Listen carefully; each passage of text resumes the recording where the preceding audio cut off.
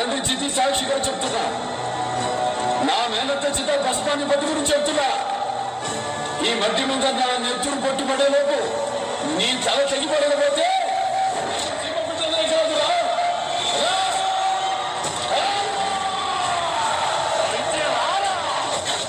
పట్టుకొస్తే తప్ప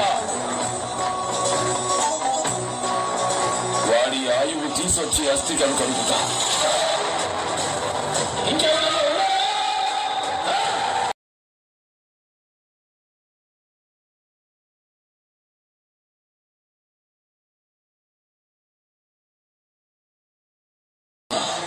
నేను ఎలాంటి పుట్టింగునో తెలుసుకుంటావా?